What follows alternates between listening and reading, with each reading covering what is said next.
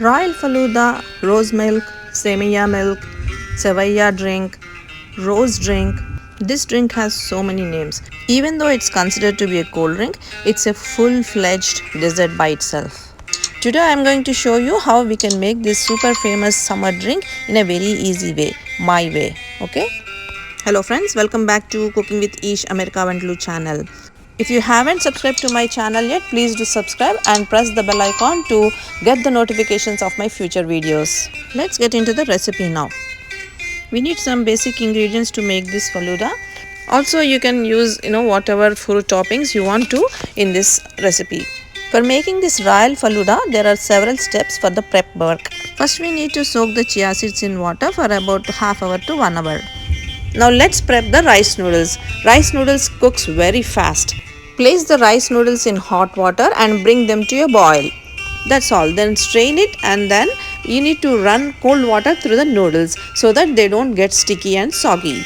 Now using a scissors, cut them into smaller sizes so that they can be easily managed. Now let's prep the tapioca pearls. Place tapioca pearls in boiling water and boil them until they become transparent. If you want, you can add some sugar in here, but I am not doing that. We need to toast the nuts here. So I am using my air fryer here. You can do it in your oven or on the stove top also. In the air fryer, I am toasting them at 375 degrees for about 5 minutes. Look at that, they are all so well toasted. Now let's prep the rose milk. It is not necessary to boil the milk for a long time, but the faluda is much tastier when the milk is boiled until the cream is formed. Add sugar according to your taste and mix it thoroughly. Switch off the flame now and add in the rose syrup. Mix thoroughly to incorporate all the flavors. Now that all the prep work is done, we have all our ingredients ready to put together our royal faluda. I also have some coconut jelly and also ice cream here. Let's put the faluda together now.